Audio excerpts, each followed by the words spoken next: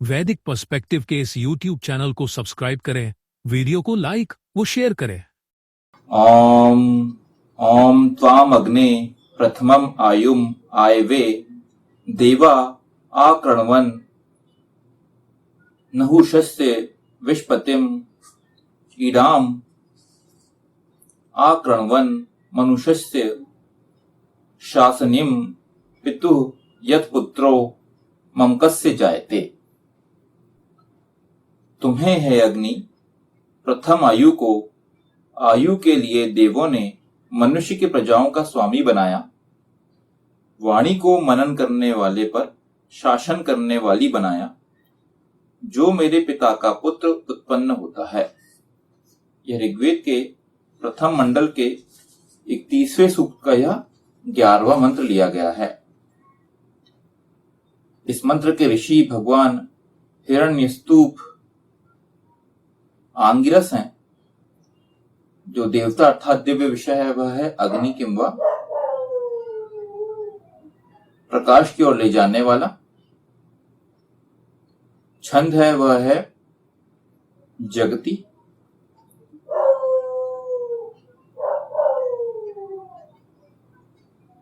और स्वर है वह है निषाद। इस मंत्र में 3 फुटनोट हैं।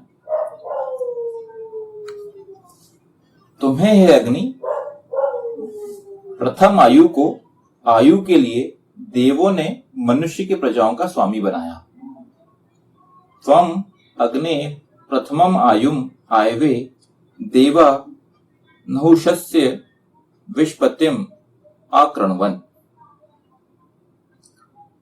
प्रकाश की ओर ले जाने वाला अग्नि ही विश्व की प्रथम आयु है।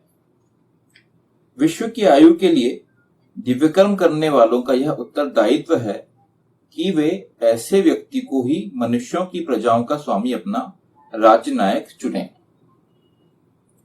लोकतंत्र के अंतर्गत ऐसे लोगों को अपना प्रतिनिधि चुनकर प्रशासन में भेजा जाना चाहिए। उनके नेतृत्व में प्रत्येक व्यक्ति का हित होगा, क्योंकि अग्नि के नेतृत्व में प्रत्येक व्यक्ति का हित होगा। क्योंकि अग्नि को सबको प्रकाश की ओर ले जाने वाला होगा, वह लोगों को कभी भी अंधकार में नहीं रखेगा, किंतु इस हेतु समाज में प्रकाश की ओर ले जाने वाले अग्नि और दिव्यकर्म करने वाले का होना अत्यंत अनिवार्य है।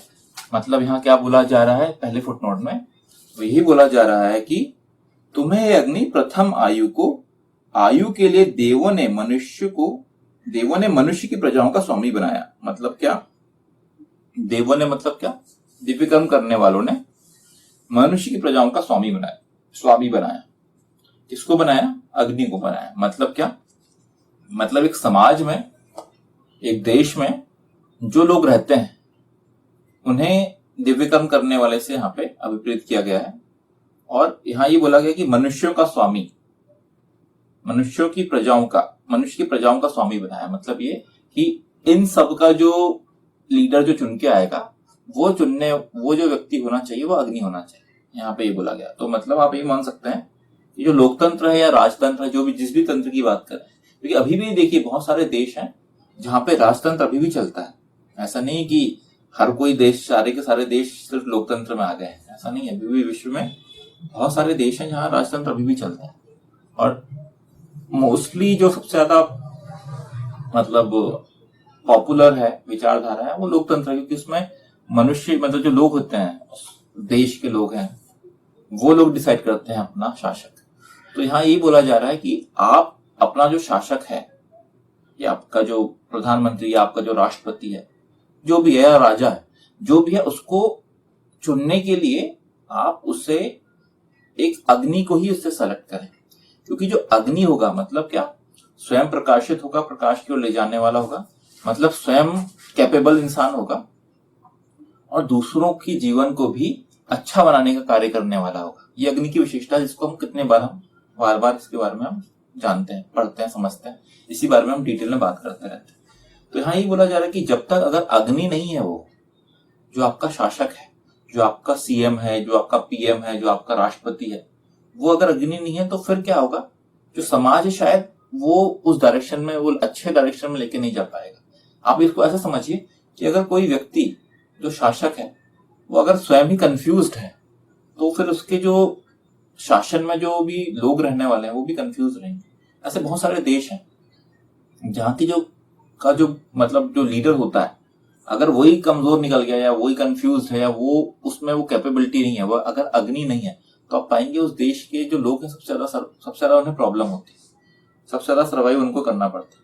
क्यों करना पड़ता है? क्योंकि अगर मेन मुखिया ही आपका उसके वो विजनरी नहीं है, उसके पास एक अच्छी व्यवस्था नहीं है, तो आप पाएंगे फिर प्रॉब्लम होगी।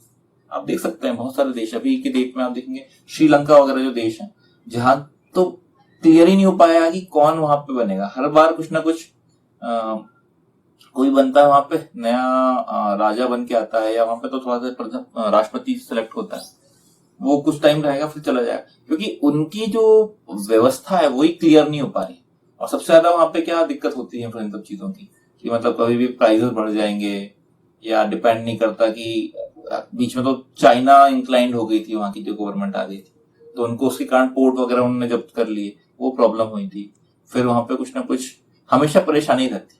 तो जहां पे भी स्टेबल नहीं होती चीजें, जिस भी व्यवस्था में आपका जो शासक मजबूत नहीं है, अगर वो अग्नि नहीं है, तो आप पाएंगे वहां की जो व्यवस्था है हमेशा उसमें कुछ ना कुछ प्रॉब्लम आएगी।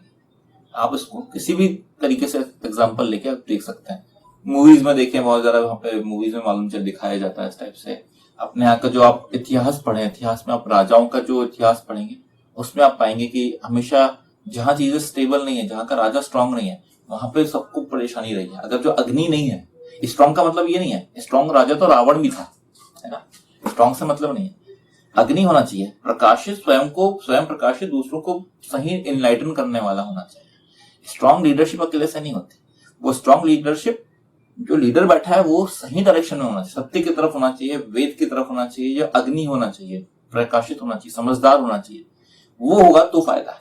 अदरवाइज रावण के टाइम में भी तो रावण राजा था, लेकिन रावण के टाइम में भी तो लोगों को प्रॉब्लम हुई थी, शक्तिशाली राजा था वो, लेकिन प्रॉब्लम हुई लोगों को। तो यहाँ पे अल्टीमेट क्या बात की जा रही है कि आप पे रिस्पॉन्सिबिलिटी है, अगर आप लोकतंत्र में हैं तो ये आप पे रिस्पॉन्सिबिलिटी है कि सिलेक्शन आप सही इंसान का करें, और मेक श्योर करें कि वो अग्नि हो, प्रकाश की ओर ले जाने वाला हो, प्रकाशित हो। ऐसा एक अच्छा समझदार इंसान को आप सेलेक्ट करके लेके आए, तो आप पाएंगे कि आपका लाइफ वो उस आपके बारे में भी सोचेगा। अगर आपने ऐसा किसी को सेलेक्ट कर लिया जो कि स्वयं के बारे में सोचने वाला है, तो फिर वो आपके बारे में कभी सोच नहीं सकता। वाणी को मनन करने वाले पर शासन करने वाली बनाया। इडाम मनुष्यस्य शासनीम आकृण्वन्। भगवान ऋषि दयानंद ने इस मंत्रांश का भाष्य इस प्रकार किया है। इडाम वेद चतुष्टयीम वाचम ईडेति चा विना प्रजापालक प्रजाम पालितुम शक्नोति। ईश्वर के रचे व्यवस्थापक वेद शास्त्र और राजनीति के बिना प्रजा का पालन नहीं कर सकता। आचार्य पंडित सुदर्शन देव और पंडित राजवीर शास्त्री लिखते हैं, सभाध्यक्ष राजा विज्ञान युक्त हो।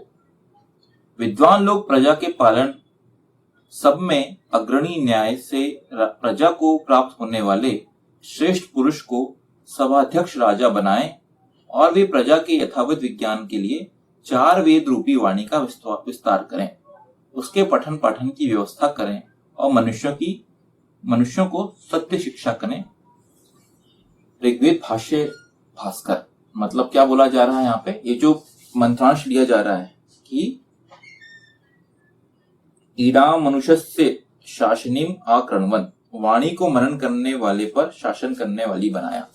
यहाँ पे ये बोला जा रहा है कि जो अपने भगवान ऋषि दयानंद ने थे, उन्होंने भाष्य किया हुआ है कि ईश्वर के रचे व्यवस्थापक वेद शास्त्र और राजनीति के बिना प्रजा पालन नहीं कर सकता। मतलब ये कि अगर ऐसा कोई राजा आ रहा है, या ऐसा कोई नेता है, ऐसा कोई राष्ट्रपति प्रधानमंत्री जो भी लीडरशिप में बैठा हुआ है, वो अगर वेद शास्त्र और राजनीति के बिना सही तरीके से प्रजा का पालन नहीं कर सकता।